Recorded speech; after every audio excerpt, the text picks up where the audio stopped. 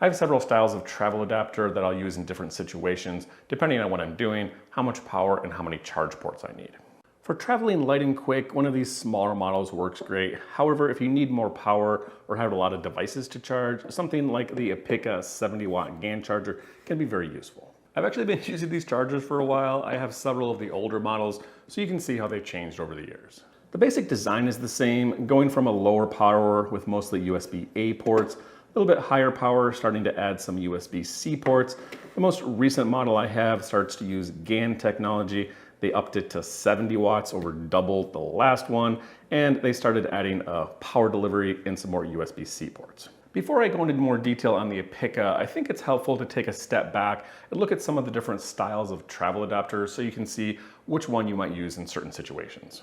The first style I'll call minimalist chargers. There are many varieties on these, but I think these are the three main styles. Just a basic plug adapter, an upgraded converter with a plug adapter, and then one that's a little bit more high-powered version of these designs. These all work well in certain situations, but they have their limitations. This first one is the Kickerland. It's incredibly small, lightweight, but you still need to combine it with a brick charger to charge your device. This next one is a basic converter by Epicka. It has all the plug types over here.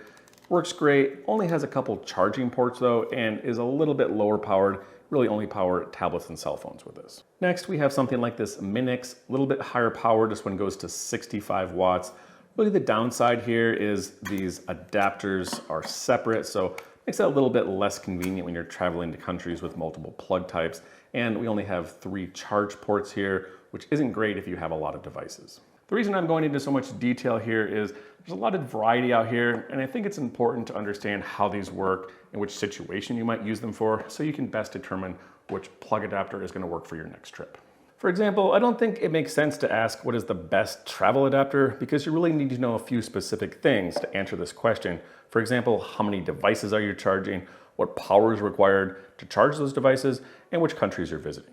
The next category, which I'll call universal adapters, these can work really well for certain types of travel, including trips with more than 2 plug types, trips where you don't have a planned destination, or trips where you're saving space by splitting one adapter between multiple people.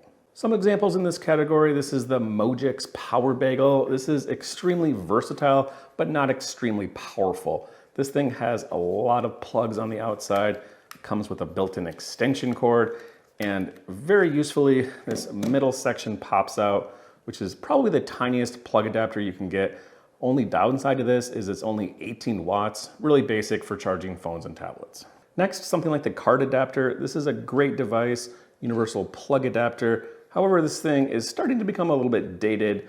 The model I have has 3 USB-A plugs, and this only has a max output of 45 watts. A quick note on terminology, you'll see the word GaN charging a lot on a lot of the newer models starting to come out with these. It stands for gallium nitride. Basically, it's just a faster transistor that's smaller and can carry a lot more power than the older models. You'll often see this on multi-adapter chargers like this, or chargers that need to transfer a lot of power, larger devices like a laptop. So coming back to this thing, if you're in a travel situation where a universal adapter makes sense, then the Epicka GaN charger, I think this is a good option. The model I have here goes up to 70 watts. Has all the major plug types. Top is going to be the Euro plug, middle for the UK, bottom US, and then you twist this thing for Australia, and all of the associated countries that also use these same plug types. On this model, all of these plugs are going to lock out so that they don't accidentally pop back in. They're released with this little button on the other side, which also prevents you from popping out more than one plug type at a time. Like I said earlier, there's a lot of ports here, so this is a good option if you have a lot of devices to charge, or if you wanted to share this between multiple people. There's 5 plugs, 3 USB-C, one over here on the side, and 2 USB-A. This thing has a total max output of 70 watts, which is enough to charge most laptops. The way the power for these plugs work is you can get the full power from this USB-C power delivery port on the side up to max 70 watts, but this is only going to work in the highest power if you're only using this one by itself. When you start adding devices into these bottom ports, the power is going to be reduced by the number of devices that you have plugged in here. For example, if you have something plugged into the power delivery and then also into here, you're going to reduce it, get 45 out of here and only 15 out of here. And these 2 USB-A ports will deliver up to 12 watts. So So for example, you could use this to charge one laptop. However, you probably couldn't get away with charging 2 or 3. You could, however, charge a laptop and then 4 other lower powered devices like tablets or phones. My experience with these Epicka chargers so far has been positive. I've carried one of these models to quite a few countries so far, and I haven't found anywhere where they don't work. The only issue I've had with these adapters is really just related to their size. Because they're kind of large and bulky compared to the smaller adapters, if you have outlet that's behind furniture, it can be a little bit awkward sometimes trying to get this into areas that are more confined spaces. It can also block outlets. For example, in the US, most outlets have 2 plugs.